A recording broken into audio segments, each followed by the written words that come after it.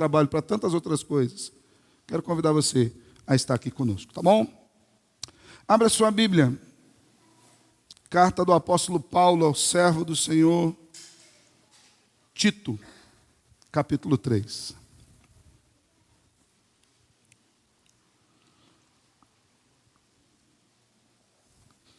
Eu gravei um vídeo durante a semana convidando os irmãos a virem à igreja hoje, que eu ia tratar de um assunto um tanto quanto espinhoso, um tanto quanto difícil, que é a questão de política e de voto. E falei que eu até perguntei, você tem candidato já para votar? Talvez você em casa já tenha se colocado em oração, falando, Senhor, tem misericórdia, que o pastor não fale nenhum número, não faça nenhum gesto. Nós não estamos aqui para fazer campanha para ninguém. Mas é importante nós falarmos sobre esse tema que é fundamental nos dias de hoje. Eu tenho costume, irmãos, isso é meu, a ouvir vários sermões durante a semana. E embora eu sabia que eu ia expor a carta de Tito, no capítulo 3, dos versículos 1 ao 11, o pastor Erickson, da primeira igreja presbiteriana de Goiânia, postou um vídeo que ele havia pregado no domingo anterior, uma exposição de Oséias, no seu capítulo 6, e eu fui ouvir a mensagem dele, também sobre política, e a introdução que o pastor fez, as observações que ele fez acerca do tempo e acerca da votação são excelentes, e eu vou reproduzi-las aqui. Até entrei em contato com o pastor Erickson, falei, pastor, eu vou usar a sua introdução. Não, pode usar, meu irmão, à vontade. Mas eu gostaria que você prestasse muita atenção. Por quê? Dentre várias aplicações práticas que esse texto nos propõe, uma vez que esse texto fala da conduta cristã em relação às lideranças, aos governantes, dentre várias aplicações, eu gostaria que nós pensássemos nesse texto, diante do contexto das eleições, onde nós deveremos, daqui a 2 semanas, ir a uma sessão eleitoral e depositar o nosso voto na urna em favor de alguns políticos, acreditando que Deus pode usá-los para dirigir o governo da nossa nação. Então, eu gostaria que você prestasse atenção em alguns princípios, em algumas considerações bíblicas para o voto de um cristão. Tito, capítulo 3, do seu versículo 1 até o 11, eu vou ler na NVI, fala sobre a conduta cristã. Na revista atualizada tem por título, A Obediência às Autoridades. Diz assim o texto das Escrituras, lembre a todos que se sujeitem aos governantes e às autoridades, sejam obedientes, estejam sempre prontos a fazer tudo o que é bom, não caluniem ninguém, sejam pacíficos, amáveis e mostrem sempre verdadeira mansidão para com todos os homens. Houve tempo em que nós também éramos insensatos e desobedientes. Vivíamos enganados e escravizados por toda espécie de paixões e prazeres. Vivíamos na maldade, na inveja, sendo detestáveis e odiando uns aos outros.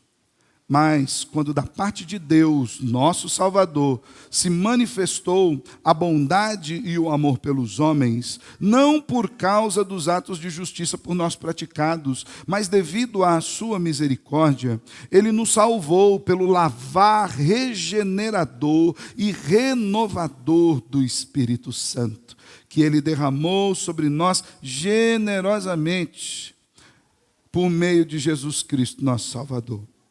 Ele o fez a fim de que, justificados por sua graça, nos tornemos seus herdeiros, tendo a esperança da vida eterna. Fiel é esta palavra, e quero que você afirme categoricamente estas coisas, para que os que creem em Deus se empenhem na prática de boas obras. Tais coisas são excelentes e úteis aos homens. Evite, porém, controvérsias tolas, genealogias, discussões e contendas a respeito da lei, porque essas coisas são inúteis e sem valor. Quanto àquele que provoca divisões, advirta-o uma primeira e uma segunda vez. Depois disso, rejeite-o. Você sabe que tal pessoa se perverteu e está em pecado por si mesma, está condenada. Até aqui. Vamos orar ao Senhor? Amado Deus, nós queremos lhe pedir que o Senhor tenha misericórdia de nós nessa noite e nos dê toda a atenção que nos é necessária para aprendermos com as Escrituras acerca de realidades do nosso tempo de hoje. Embora o Senhor tenha falado há muito tempo atrás, através da Tua palavra, usando o Teu servo Paulo a escrever ao servo Timóteo, esta mesma verdade, Deus, é atemporal e vívida e aplicável aos nossos dias de hoje. Por isso, Senhor, lhe peço que o Senhor nos dê a entender os seus propósitos e a revelação da sua Escritura e do seu caráter, para nos guiar, nos conduzir diante das responsabilidades que nós temos como cidadãos, cristãos, homens e mulheres de Deus diante da nossa nação. É assim que nós oramos em nome de Jesus. Amém e amém. Eu quero me demorar um pouco na introdução e gostaria que você prestasse bastante atenção, porque ela vai nos dar um início, um alicerce acerca da exposição das Escrituras que nós teremos hoje.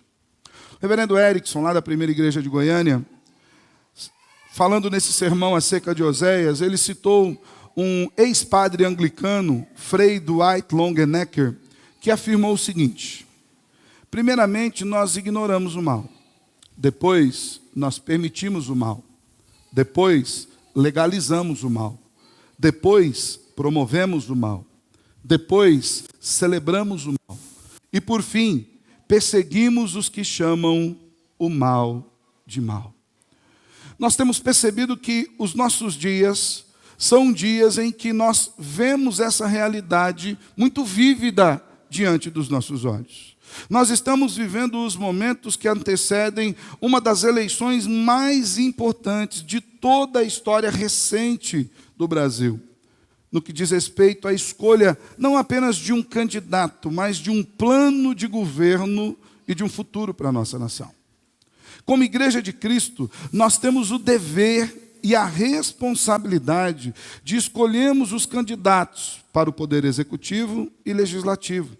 Candidatos esses que estimulem e preservem princípios cristãos, não somente no que tange a moralidade e a religiosidade, mas também em questões de ética e gestão pública.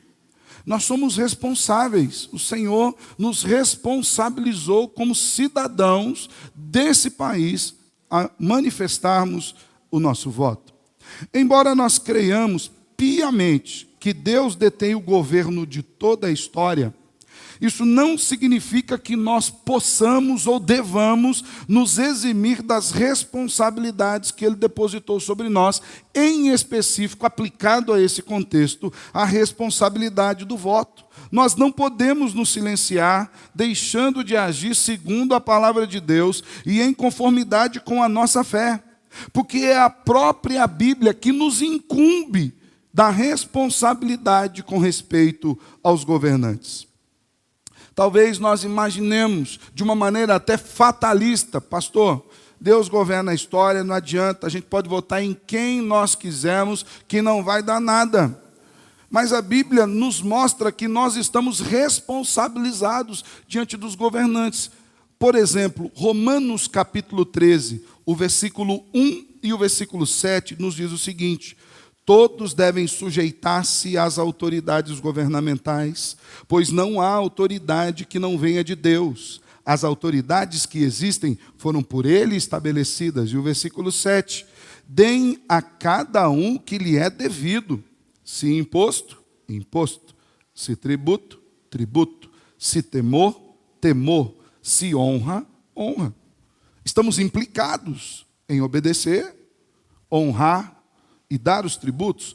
Ainda a primeira carta de Paulo a Timóteo, no capítulo 2, dos versículos 1 até o 4, nos diz o seguinte: antes de tudo, recomendo que se façam súplicas, orações, intercessões e ações de graças por todos os homens, pelos reis e por todos os que exercem autoridade, para que tenhamos uma vida tranquila e pacífica, com toda piedade e dignidade.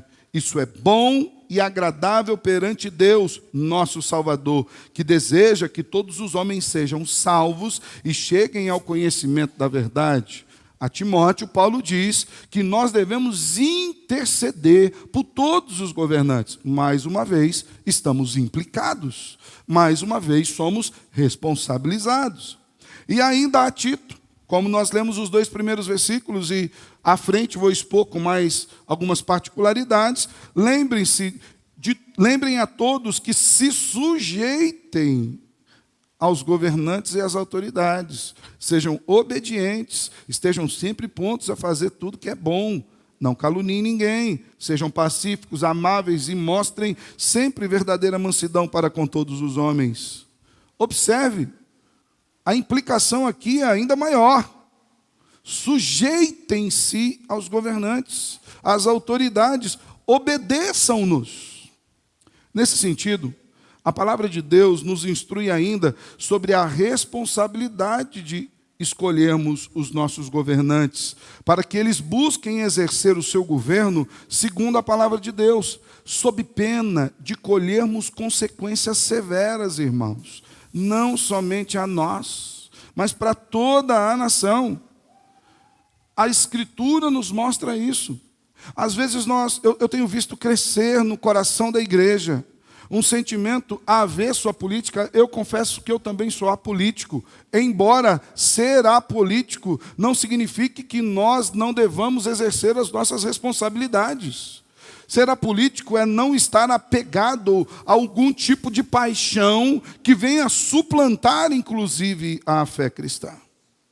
Mas nós, irmãos, temos uma responsabilidade para com a nação diante de Deus, que é a responsabilidade de votar. Em alguns desses contextos aqui citados, seja no contexto romano, seja no contexto de reis, o povo não tinha poder de escolha sobre os seus governantes. Os governantes eram colocados lá. Os imperadores tinham por filhos outros imperadores, e só quebrava esse tipo de dinastia quando um império maior vinha e colocava aquele império ao chão. Haviam poucas eleições, e as eleições que havia não eram necessariamente pela mão do povo. Eram eleições feitas por elites, e o povo não tinha acesso a isso. Mas nós não. Nós estamos vivendo num contexto onde o Senhor nos dá a possibilidade de escolhermos os nossos governantes. E perceba o que a Bíblia nos diz em Provérbios 28:12. Quando os justos triunfam, há prosperidade geral. Mas quando os ímpios sobem ao poder, os homens tratam de esconder-se. Debaixo de um governo ímpio, há terror, há medo, há insegurança. Eu acredito que talvez no período em que a Vision School vai ministrar aqui, eles falem sobre a realidade do povo que vive debaixo do domínio do Islã. Não há a liberdade que temos. Não há liberdade de escolher uma roupa, uma vestimenta. Não há liberdade de escolher uma igreja. Não há liberdade para nada. Muitos deles vivem debaixo de uma dura mão pesada. Nós precisamos olhar. Nós temos a oportunidade de escolher sobre alguns tipos de sistema, alguns tipos de valores que estão para governar o nosso país. Ainda Provérbios 29, versículo 12. Quando os justos florescem, o povo se alegra. Quando os ímpios governam, o povo geme. Nós não precisamos nem ir para longe, não precisamos atravessar o Atlântico, o Pacífico, não precisamos cruzar os mares. Basta olhar a realidade de alguns países vizinhos nossos, onde pessoas, e por que não dizer, não se enganem, muitos irmãos nossos da fé padecem de fome, de carestia. Nós precisamos pensar, porque nós temos uma responsabilidade nas mãos para daqui 2 semanas.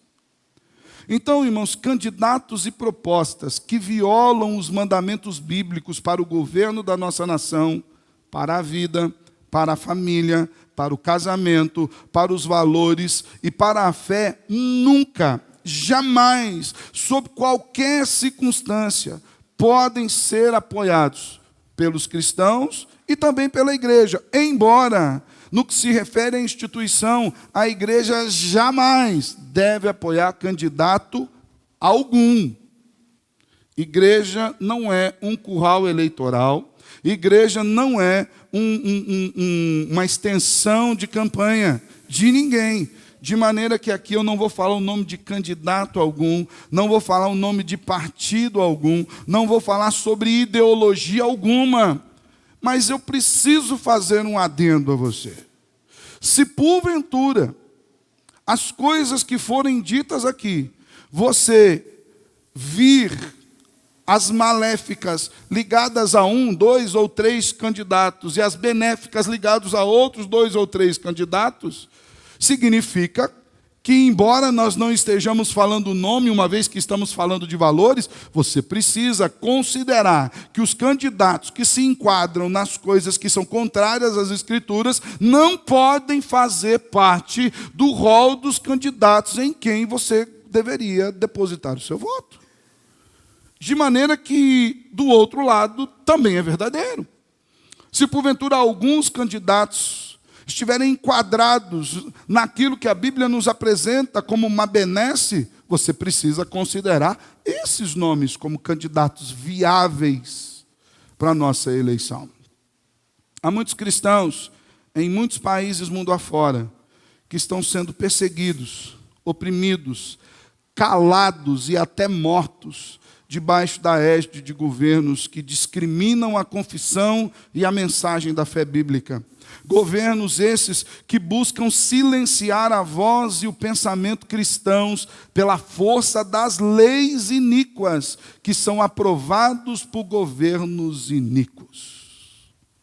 Mais uma vez, país aqui ao nosso lado, Nicarágua, que há pouco teve eleições, e nós temos visto padres e freiras sendo presos, conduzidos à prisão, calados. Esses dias eu vi uma imagem de um vídeo que me chamou a atenção. Uma freira, uma senhorinha, vestida com seu hábito padrão. Faz tempo que a gente não vê uma freira para a rua aqui, né? Antigamente nós víamos mais. Mas vestida com seu hábito, já uma senhorinha, encurvada pelos anos, talvez encurvada pelo costume de orar-se de joelhos nos seus mosteiros, sendo conduzida como uma criminosa política por um regime que foi levantado. Nós precisamos pensar. Hoje, nós precisamos observar os preceitos de Deus. E quando cristãos não observam os preceitos de Deus para as suas vidas, eles não perdem a sua salvação. Presta aqui atenção, que aqui também eu quero fazer um adendo. Uma das coisas que eu gostaria que não houvesse no nosso meio, eu louvo a Deus porque eu não tenho visto isso, embora depois no final do culto quero dar um aviso. Mas uma das coisas que eu não gostaria que houvesse no nosso meio é: fulano vai votar no candidato lá. Como é que pode? Não é crente. Irmãos, nós não vamos perder a salvação por votarmos em A ou B. Podemos perder a liberdade, podemos perder um monte de outra coisa. Mas nós não vamos perder a salvação por conta disso. A gente não pode misturar aquilo que de fato nós cremos com conceitos e paixões políticas para alijarmos irmãos da fé. Gente que vai morar no céu com a gente. Então, embora muitos cristãos não observem preceitos bíblicos, eles não vão perder a salvação, mas sofrerão em si mesmos as consequências dos seus pecados e dos seus erros. De forma que, embora Deus não tenha nenhum candidato, se nós optarmos a votar em projetos que claramente contrariam as Escrituras, embora não deixemos de ser crentes, sofreremos as consequências de um governo cujos princípios e valores estão pautados na impiedade. Pastor, eu vou deixar de ser salvo? Não, mas vai desejar ir para o céu com uma vontade tão doida se você estiver debaixo de um governo ímpio que você nem imagina. Hoje ainda temos o direito de falar, de escolher os governantes, sem temermos pelas nossas vidas e famílias. Votar é a oportunidade que Deus nos está dando para escolher de uma forma bíblica um governo que se alinhe às verdades que nós cremos. Pastor, mas nós não temos nenhum. Que votemos nos mais próximos, que votemos naqueles que pelo menos não negam aquilo que para nós tem grande valor. Isso pode nos proteger de levantar governantes perversos sobre as nossas vidas. Lembra que estamos implicados em obedecê-los. Quando nós olhamos as Escrituras, isso pode nos proteger de levantarmos governos que desprezem o nome de Jesus Cristo e conduzam a nação a um caos político, a um caos ético, a um caos moral, que afete as nossas vidas aqui e as próximas gerações. Deus nos tem permitido que interfiramos através do voto nos rumos da nossa nação. Não devemos ser fatalistas nem irresponsáveis com respeito ao que o Senhor tem posto nas nossas mãos. Nós teremos que votar e devemos fazê-lo guiados pela mente de Cristo. 1 Coríntios 2,16 diz que temos a mente de Cristo. É importante ainda frisarmos que em um mundo caído, nós precisamos fazer escolhas possíveis. Porque às vezes nós esquecemos que estamos no mundo caído e queremos fazer escolhas ideais. Nem sempre nos é possível. No mundo caído, onde o pecado está incrustado em cada uma das estruturas, nós temos que fazer escolhas que não são possíveis, dentro das opções que nós temos como possíveis. Em muitos casos serão dilemas, mas precisamos agir sempre com temor e debaixo de oração. Ainda o Frei Dwight Longenecker, que nos deu aquela frase que iniciamos a nossa introdução, ele escreve um artigo muito interessante sobre 10 armadilhas que Satanás nos tenta para nos separar da verdade de Deus. Eu vou lê-las aqui. Primeira das armadilhas é o relativismo, que é a ideia que defende que nada é verdadeiro, todos os pontos de vista são válidos e que não existe uma verdade absoluta e universal. Essa é uma maneira de nos fazer acreditar que o pecado não existe, ou não é tão ruim assim, e isso tem invadido as igrejas com o lema de o que importa é o amor, o que importa é a gente amar, ter boa vontade. Segundo, e você vai ver muito isso em projetos governamentais, é o indiferentismo, que diz que todas as religiões e ideologias são iguais, não importa qual a escolha. Esse pensamento diz que não importa qual a sua fé, o importante é amar Jesus. Afirma que todos estamos subindo a mesma montanha, mas por caminhos diferentes. Mas a Bíblia afirma que existe uma verdade absoluta, e essa verdade não é um pensamento, é uma pessoa, Jesus Cristo, o caminho, a verdade e a vida. João 14, versículo 6. Outra isca é o ecletismo, que é primo do indiferentismo.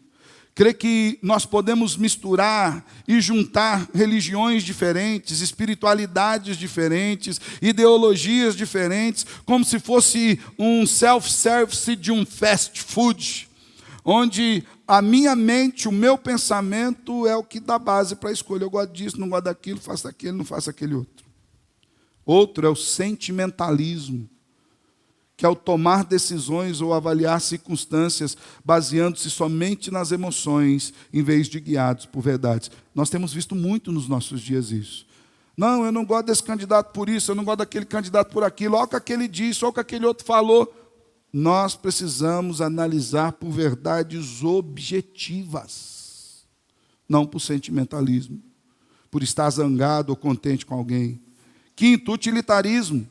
Tomar decisões morais ou apoiar as crenças naquilo que parece ser mais útil. Por exemplo, o utilitarismo é o que as ideologias que defendem que as mulheres podem assassinar seus bebês em nome da vida, está valendo.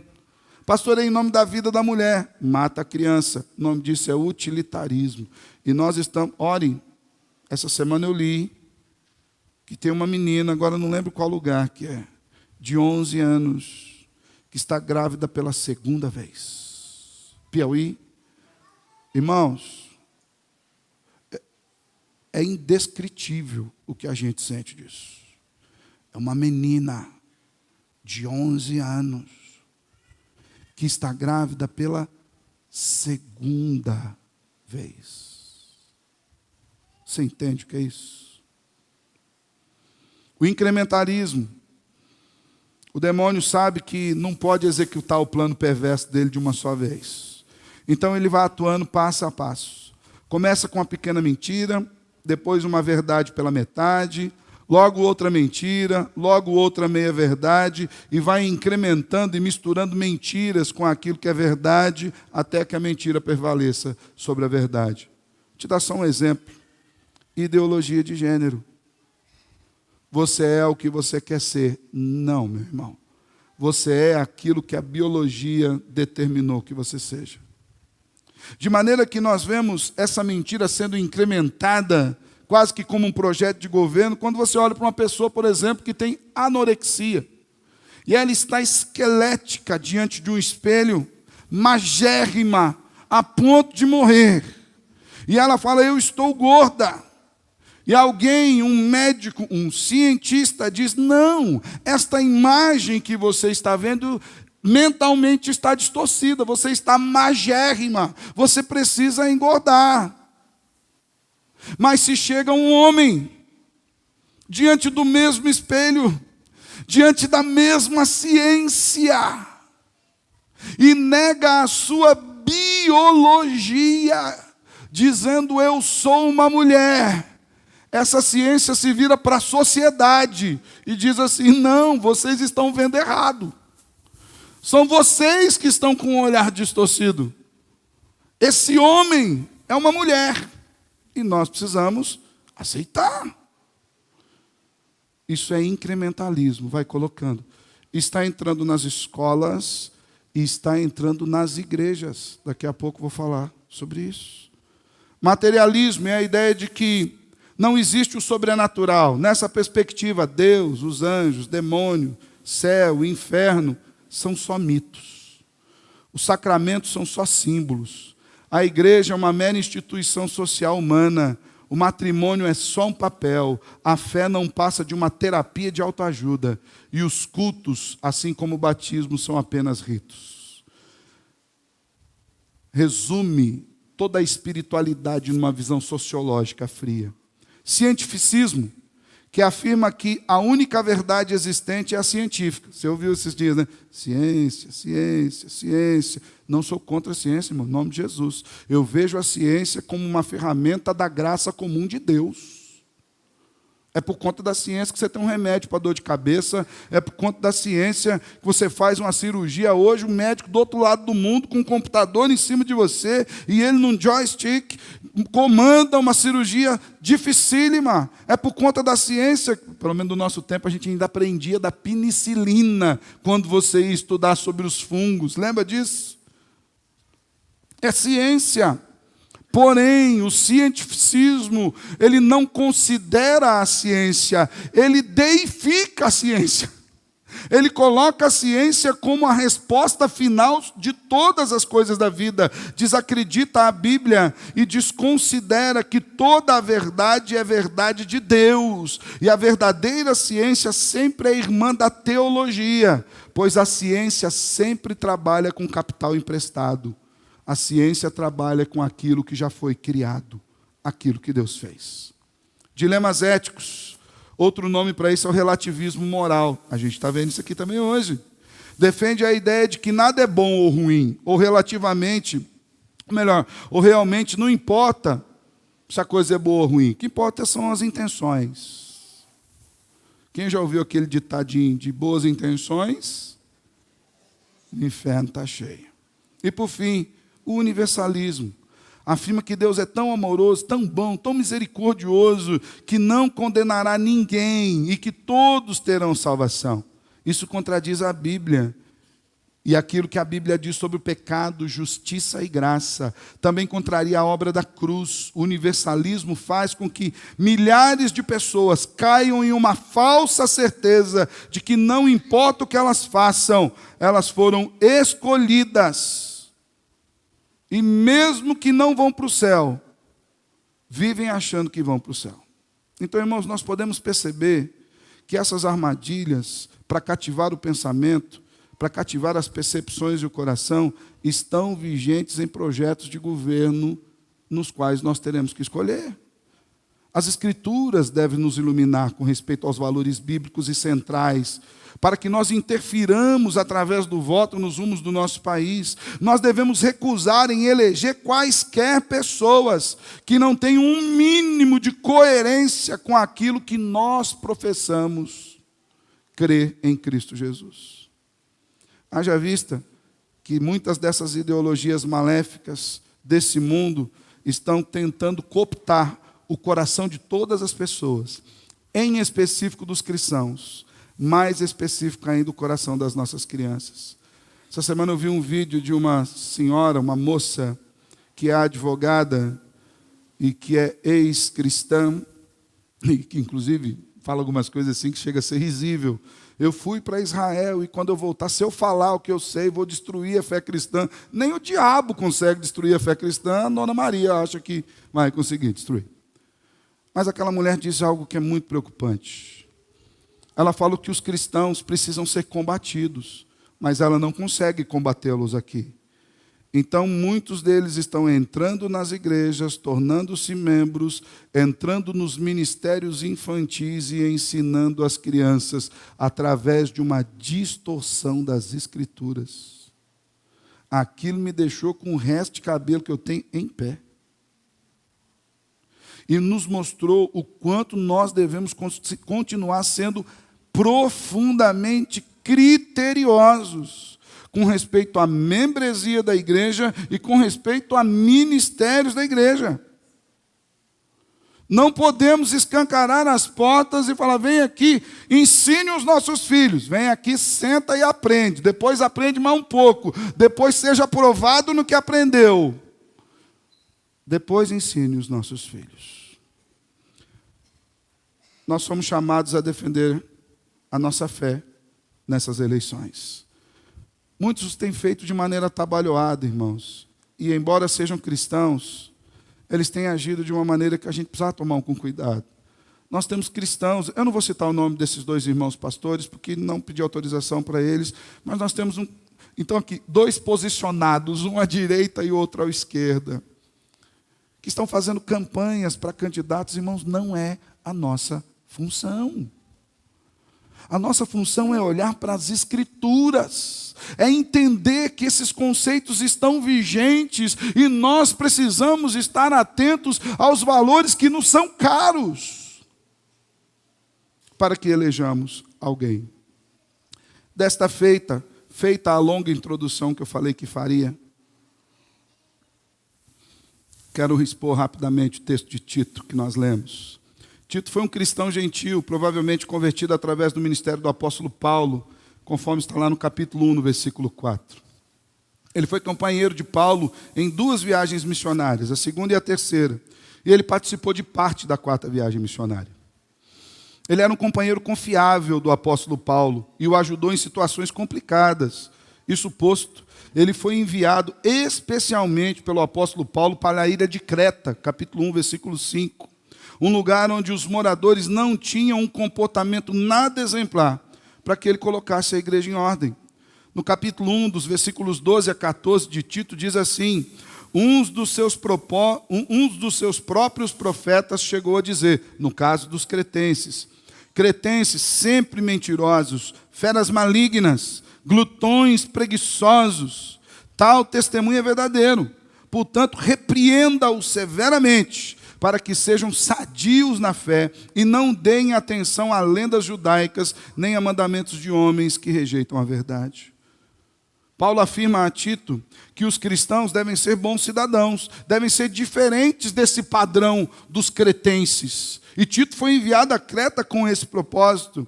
E nós devemos aplicar a nossa fé cristã na nossa vida diária. E embora a nossa pátria esteja nos céus, conforme nos diz Filipenses 3:20 e Colossenses 3, de 1 a 3, sem dúvida alguma, como cristãos, nós devemos aplicar os princípios cristãos a todos os assuntos da nossa vida, e agora, daqui a 2 semanas, somos chamados especificamente para aplicarmos a nossa fé com respeito ao nosso voto, conforme nos diz Romanos 13 e 1 de Pedro 3, de 8 a 17. Embora a igreja não deva jamais participar ou militar em favor de qualquer partido ou candidato, ela é chamada a participar da cidadania plena. E aí nós vamos ver aqui as considerações bíblicas que Paulo nos dá para um voto. Primeiro, irmãos, para que a gente considere o nosso voto, a gente precisa entender qual a responsabilidade que nós temos diante do governo. Você vai votar, a igreja não está inerte. A igreja faz parte da sociedade. A igreja é uma sociedade civil organizada, sem fins lucrativos, que tem um CNPJ, que é registrada, que está inclusive regida por leis, não apenas leis internas, como leis externas. Todas as vezes que nós fazemos uma ata de uma assembleia, por exemplo, e nós precisamos registrá-la, nós precisamos ir a um cartório que vai ver se as nossas leis internas estão em conformidade com as leis da nação para que nós possamos registrar as nossas atas. Então a igreja não está inerte à sociedade, a igreja faz parte da sociedade. E Paulo diz assim: lembre a todos que se sujeitem aos governantes e às autoridades. Nós fazemos isso, por exemplo, quando a gente vai registrar uma ata e por aí vai. Quando compramos uma coisa, nota fiscal, da mesma forma que outras sociedades. Sejam obedientes, estejam sempre prontos a fazer tudo que é bom, não caluniem ninguém, sejam pacíficos, amáveis e mostrem sempre verdadeira mansidão. O crente, meus irmãos, deve honrar o cargo dos governantes e as leis dessa terra, mesmo que muitas vezes não possa exaltar a conduta pessoal desses governantes. Perceba nas exortações que Paulo faz a Tito aqui: sujeite-se, obedeça, faça o bem, não calunie, seja pacífico, seja amável, seja manso. Então nós temos uma responsabilidade cristã diante dos governos que estão instituídos. Claro, irmãos, que a nossa primeira fidelidade cristã é para com Deus, acima de todas as coisas. Quando as leis estiverem em desacordo com a palavra, nós temos que obedecer a Deus. Mas ai de nós se levantarmos governantes que desconsiderem a palavra. Lembra de Pedro e João, Atos 4,19? As leis do Estado diziam: não pregue, se pregarem podem ser mortos. Mas Pedro e João responderam: julguem os senhores mesmos, se é justo aos olhos de Deus obedecer aos senhores e não a Deus. E ainda capítulo 5, versículo 29, Pedro e os outros apóstolos responderam: é preciso obedecer antes a Deus do que aos homens. Mas percebam, se as leis estiverem em contraponto, se as leis estiverem em contraste, irmãos, sofreremos duras penas. No geral, nós somos chamados à submissão aos governantes, porém, nós não podemos esquecer que esses homens farão leis. Ainda, além de obedecer, nós somos chamados a agir. Olha lá, estejam sempre prontos a fazer tudo que é bom. Ou seja, prontos a fazer a boa obra. Isso sugere que o cristão deve apoiar em todos os sentidos as boas ações de um governo. E aqui, irmãos, não importa qual matiz ideológico que esse governo tenha. O que mostra que nós não podemos escolher um lado ideológico, mas nós estamos livres em Cristo para analisarmos todo o espectro de ações dos governos. Às vezes a gente fica se colocando: não, eu sou um cristão de direita, eu sou um cristão de esquerda, sem entender de fato o que isso significa. A gente acha que direita e esquerda é partido do fulano e partido do ciclano. Tem muita coisa que faz parte de um pensamento político de esquerda que todos nós concordamos.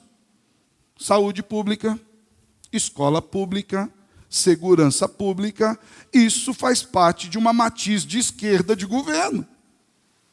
E tem muitas coisas de matiz de direita que nós não concordamos, como o capitalismo selvagem, aquela lei da selva de quem pode mais, chora menos, e a meritocracia per si, sem nenhum tipo de auxílio ou ajuda para o mais necessitado. Perceba que há espectros de direita que nós reprovamos e espectros de esquerda que nós aprovamos, de forma que nós somos cristãos. E se qualquer outra coisa buscar nos definir, nos tornamos idólatras. Não existe cristão de esquerda ou cristão de direita.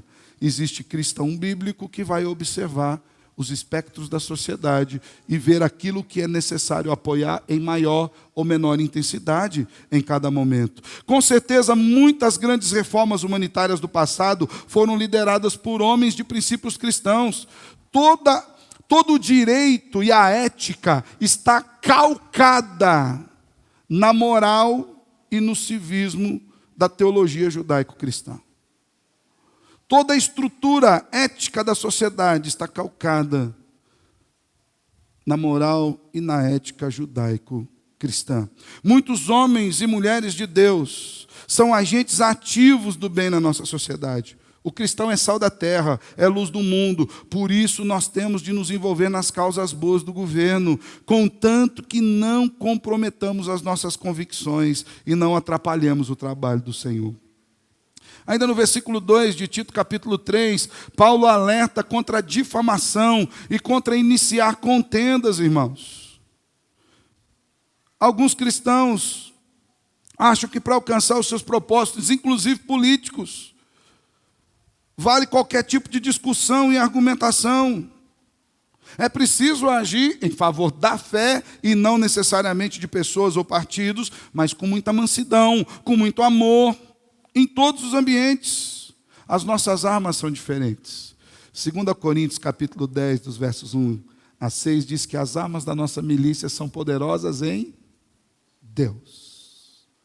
O poder que usamos é o da palavra, não da nossa, da palavra de Cristo.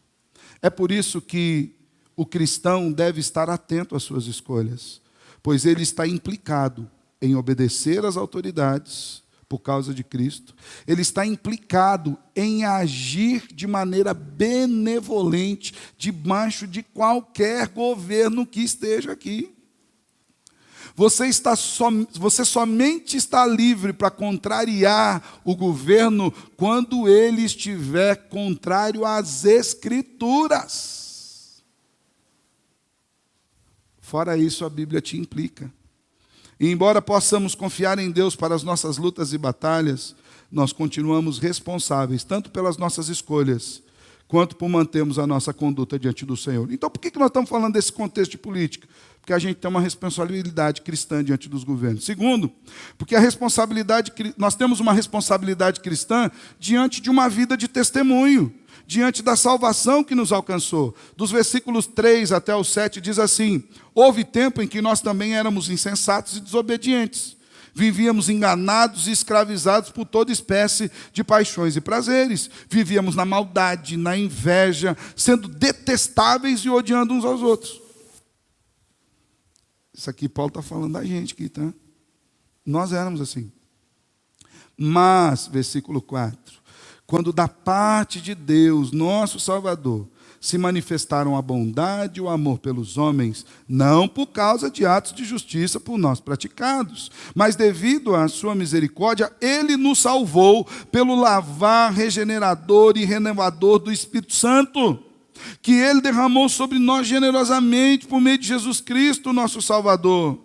Paulo lembra aos crentes os motivos pelos quais nós devemos ter uma conduta diferenciada diante de uma sociedade, inclusive nas nossas escolhas. Porque a gente era insensato, a gente era desobediente, a gente vivia enganado, a gente vivia escravizado, mas fomos libertos em Cristo Jesus.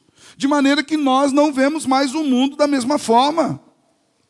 De maneira que agora nós fomos iluminados por Cristo. Ele enfatiza que a graça de Deus não apenas nos salva, mas também controla a nossa vida diária e nos torna mais semelhantes a Cristo.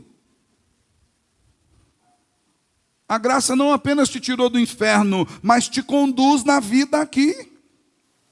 Quando nós olhamos para a lista de pecados que ele diz aqui no versículo 3, e vemos de tudo aquilo que o Senhor nos livrou, nós somos animados a viver em novidade de vida, irmãos. Eu olho para a minha vida e fico imaginando o que seria de mim sem a graça do Senhor. De quantos pecados Deus me livrou. E tantos outros que Ele perdoou pela graça. Então, quando nós olhamos essa lista, e nós vemos aquilo que o Senhor fez por nós, que Ele nos reconciliou consigo pela morte de Cristo na cruz, salvando-nos pela fé, nós precisamos entender que isso deve mudar a nossa mente e a nossa percepção sobre sociedade. Porque às vezes a gente conversa com alguns cristãos e é espantosa a maneira como ele vê a sociedade. Parece que dentro da igreja vale a fé, fora da igreja vale tudo. Vale o que vier, vale o que quiser. Antigamente o poeta dizia: só não vale dançar homem com homem e mulher com mulher. Antigamente, porque eu ouvi uma versão nova dele que já vale também. Acabou tudo. Não tem mais nenhum tipo de divisão. Perceba que o mundo pensa assim. A minha pergunta é: estamos nós autorizados a pensar da mesma forma? Diante daquilo que Paulo diz a Tito, do que nós éramos, e daquilo que Deus fez por nós, e como Ele nos transformou, estamos nós autorizados a manter um pensamento iníquo tal qual o tínhamos antes do encontro com Cristo? Eu creio que não estamos. E caminhando, irmãos, Paulo pede que lembremos da vida antiga, antes de sermos salvos, porque isso nos ajudará a perceber a conduta dos não salvos e manter uma postura e um testemunho cristão diferenciado em tudo. Nós somos salvos pela benignidade e o amor de Deus. A palavra para benignidade, ou melhor, para amor aqui, tem a ideia de filantropia, de que Deus, mesmo nós não merecendo, Ele nos deu algo que nós não teríamos condições de alcançar. Mas Paulo deixa claro que, embora não tenhamos alcançado a salvação por meio das obras, embora isso resulte da graça de Cristo, nós fomos limpos, nós fomos separados da vida antiga, fomos separados do nosso pecado pela ação da palavra e pelo poder do Espírito de Deus. Somos justificados pela graça, herdeiros em Cristo, fomos abençoados, mas essa graça precisa motivar-nos a sermos bons cidadãos. E um bom cidadão cristão é alguém que observa o mundo pela ótica de Deus. Então, olha só, por que a gente tem que fazer escolhas boas? Porque nós temos uma responsabilidade para com os governantes, porque nós temos uma responsabilidade para com o testemunho, nós temos uma responsabilidade para com as boas obras. Deixa eu fazer uma pergunta para você. Se o governo for ruim, você está isento de fazer o que é bom? Por que você não está isento de fazer o que é bom? Porque isso não tem uma relação com o governo. É uma relação entre você e Deus. Isso se aplica em tudo, tá? Pastor, a Bíblia diz que tem que honrar pai e mãe, mas meu pai e minha mãe são ruins para mim. Você tem que honrá-los. O que não significa que não haja circunstâncias no qual talvez você precise ser separado deles. Ao que tudo indica, essa menina de 11 anos, o estupro aconteceu na família. Então, tirar essa menina de lá. Urgentemente. Ela pode honrar seus pais sendo uma boa cidadã longe deles. Tendo uma vida distante deles. Nós não podemos misturar a sintonia. Pastor, a Bíblia diz que eu preciso me submeter ao meu marido, mas ele não é crente. Mas a Bíblia tem orientação para isso também. Primeiro, você casou com ele, você já era crente, ele não é crente? Ah, pastor, eu casei, já era crente, eu não. Eu fiquei esperando no Senhor. Esperou errado, porque ele já tinha dito que não é para você fazer isso. Você foi desobediente. Agora, tem algumas consequências. Pela misericórdia dele, no tempo dele, ele pode converter rápido, ele pode demorar um ano, um século. Mas você está desautorizado a se submeter a ele? Não. Você precisa se submeter. mas diz que eu preciso dar a vida pela minha esposa, mas ela não é crente. Mesma pergunta. Você foi lá e escolheu. Na benção. Pastor, mas ela dá um trabalho danado. Ame-a como Cristo amou a igreja. Esteja disposto a morrer por ela, entregando a sua vida por ela. Eu estou desautorizado? Ou melhor, eu estou autorizado a não amá-la? Não. Eu não estou autorizado a não amá-la. Mas me ofendeu. Eu não estou autorizado a não amá-la. Por quê? Embora essa relação seja exercida entre pessoas, ela em primeiro lugar é entre nós e Deus. Pastor, os governos são ruins. Eu estou autorizado a não fazer boas obras? Não. Embora essa ação se dê no presente aqui, em primeiro lugar é entre você e Deus. Veja bem, Paulo ordena que o seu ensino acerca da responsabilidade para com as autoridades, bem como o compromisso testemunhal de uma vida transformada e carregada de boas obras, seja afirmado a todos. Versículo 8, fiel esta palavra, e quero que você afirme categoricamente essas coisas, para que os que creem em Deus se empenhem na prática das boas obras. Não é uma mera questão de escolha, de pensar assim ou não pensar assim. É uma questão de obediência às Escrituras. E diz mais, que evite práticas que são abomináveis aos olhos do Senhor. Controvérsias tolas, genealogias, discussões, contendas a respeito da lei. Aqui Paulo está usando esses termos para dizer que nós temos que evitar qualquer tipo de divisão dentro da igreja. Ele, inclusive, para a palavra contenda, ele usa um termo grego, eres, que tem a mesma raiz de herege, trazendo a ideia de que é aquele que fica causando divisão no meio da igreja por conta de maledicências, por conta de ficar falando mal dos outros, por conta de ficar espalhando ou discutindo coisas que não são necessárias ou pertinentes à igreja. Essa pessoa é um herege e precisa ser extirpada do reino de Deus. Que às vezes leva você a fazer escolhas que não são necessárias. Olha aqui, você é a favor de mim ou do pastor? Você é a favor daquela irmã ou daquele irmão? Peraí. Por outro lado, nós temos visto sistemas que são faccionistas e que têm tentado dividir os crentes e que têm tentado dividir a igreja. Se a palavra de Deus é clara e Paulo é extremamente direto, lidando com aqueles que são de dentro, se nós não podemos fazer isso, por que nós votaríamos em alguém que faz? Em Gálatas 5, 20 e 21, nos é apresentada uma lista de heresias. Olha que coisa interessante.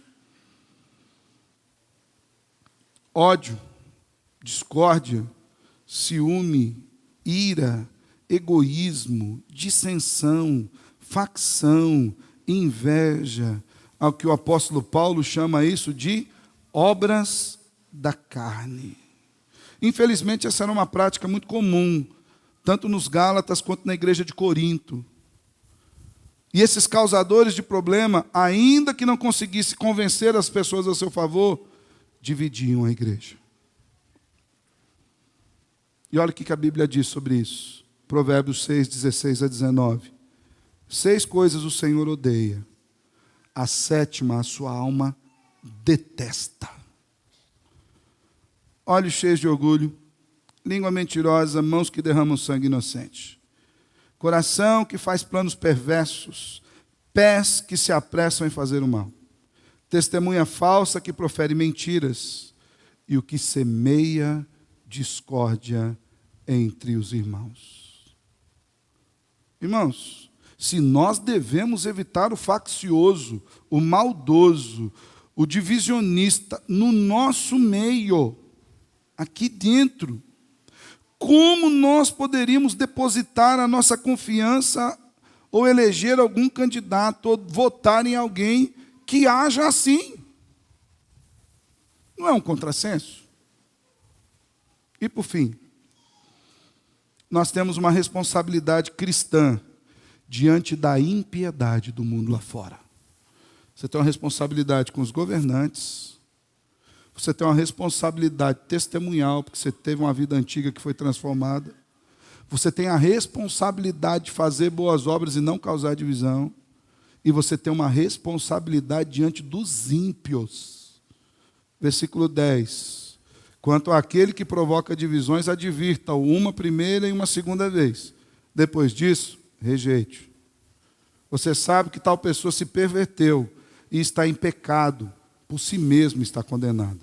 Paulo termina essa sessão mostrando como Tito devia lidar com essas pessoas problemáticas. E aqui, irmãos, nós estamos falando aqui de um contexto de eleição, mas é uma das aplicações possíveis. Se você está ouvindo esse sermão, flufa, ainda bem que o pastor está falando do voto, né? Isso é para a nossa vida comum. É daqui de dentro. Vai refletir no voto, na casa, nos amigos, nas escolhas, no trabalho, na escola, faculdade, em como a gente lida com dinheiro, como a gente lida com tudo. Hoje estamos aplicando a um contexto distinto, mas a verdade é aplicável a todos os contextos, a mesma verdade.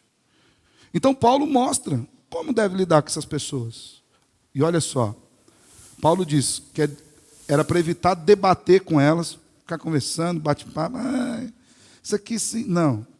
Porém, elas devem ser advertidas. E depois da advertência, se não se corrigirem, essas pessoas devem ser desligadas da congregação.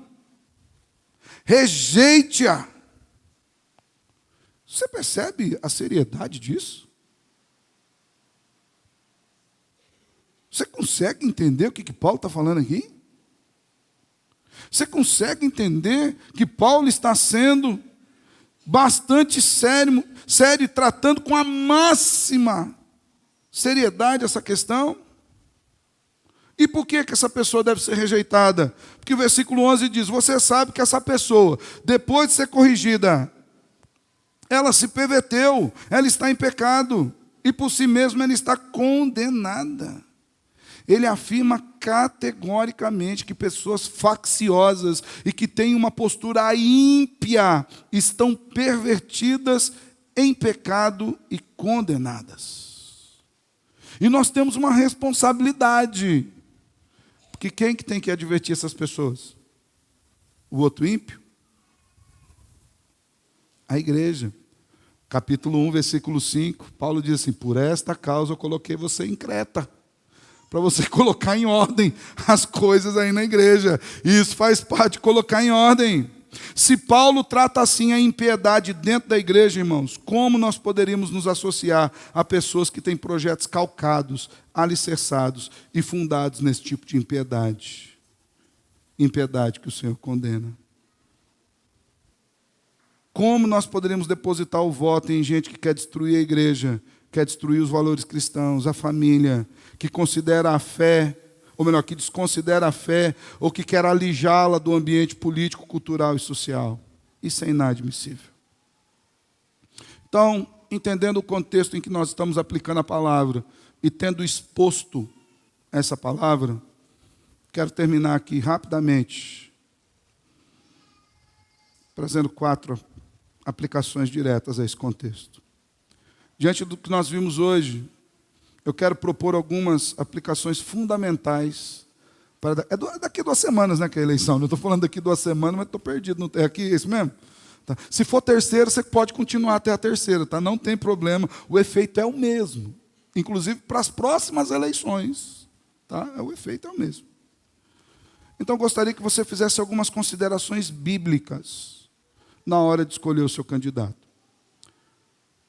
Considerando que nós somos responsáveis diante do governo e devemos submeter-nos ao governo, se o Senhor nos ordena nos submetermos e obedecermos a autoridades, como nós podemos eleger governantes que defendam projetos de leis iníquas, como legalização do aborto, legalização de drogas, destruição do conceito e dos valores tradicionais da família, que seja a favor de ideologia de gênero, que promova a erotização e a sexualização das nossas crianças. E aqui eu quero fazer um adendo. Pai e mãe, Em nome do Salvador Jesus. Criança não namora. Nós temos que parar com essa prática nociva de brincar que as crianças estão namorando. Continuemos. Nós não podemos votar em candidatos que ampliem a mão do Estado sobre a família, impedindo os pais de educarem os seus filhos pelos valores cristãos. Como a gente vai votar em gente que defenda mais direitos para criminosos do que para os cidadãos de bem? E eu não estou dizendo que não devemos ter misericórdia, mas daqui a pouco vai se prender quem foi roubado. Se continuar do jeito que está, você foi assaltado e vai ser preso porque não entregou direito o objeto que a pessoa quis roubar. Como nós podemos votar em candidatos que defendam a exclusão da cosmovisão cristã para o ambiente político? Como eu posso votar num candidato que diz assim: a sua fé você deixa em casa, a sua fé você exerça dentro da igreja, porque a minha fé é quem eu sou a minha fé, eu não sou outra pessoa, não tem como eu deixá-la em casa, não tem como eu fechá-la nas quatro portas, nas quatro paredes da igreja. E se porventura eu fizer isso e concordar com isso, significa que a minha fé não é aquela que eu acredito que seja. Como eu posso votar e defender candidatos que censurem e determinem o que é verdade pela ótica da iniquidade e dos valores distorcidos? Como é que eu posso votar num candidato que diz que a verdade é aquilo que quer que seja e não a palavra de Deus? E por fim, como eu posso votar num candidato que seja comprovadamente, 1 ou 2 ou 3 ou 10, comprovadamente corrupto, irmãos?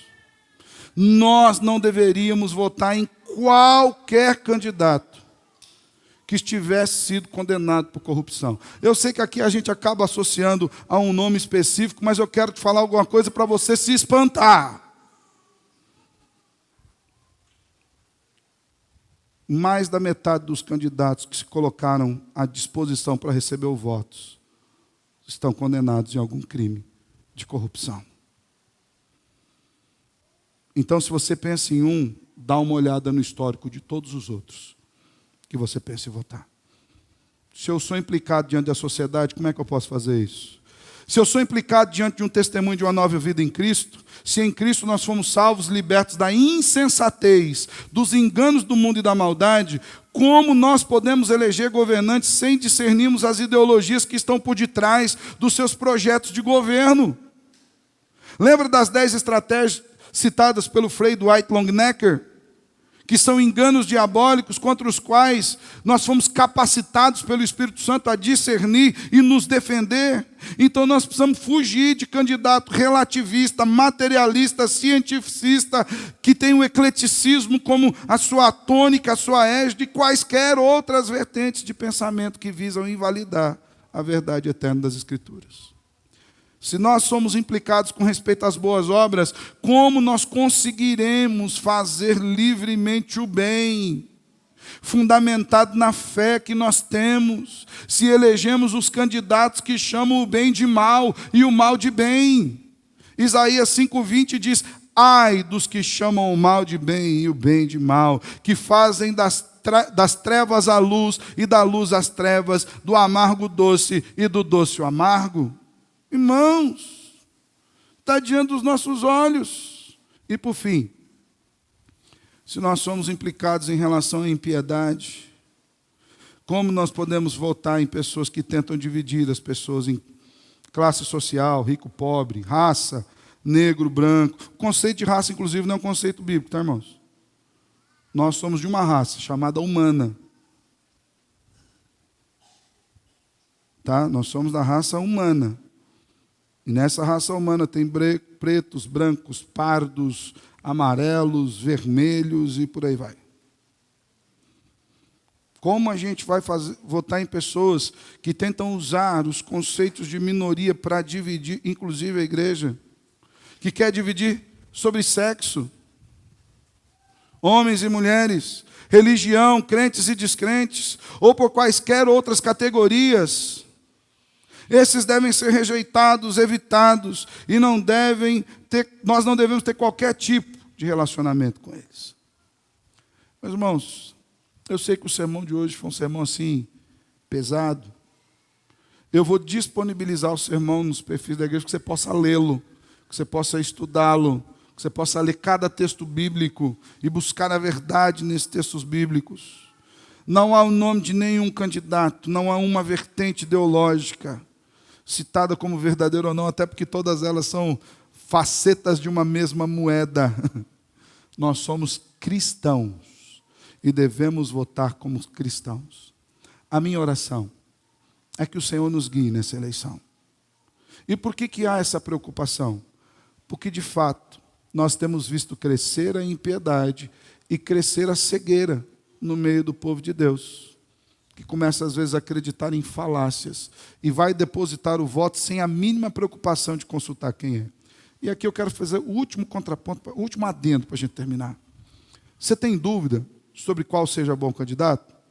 Eu não estou dizendo para você perguntar para mim, não, mas o Lennon me passou um link com todos os candidatos, por exemplo, aqui do Paraná.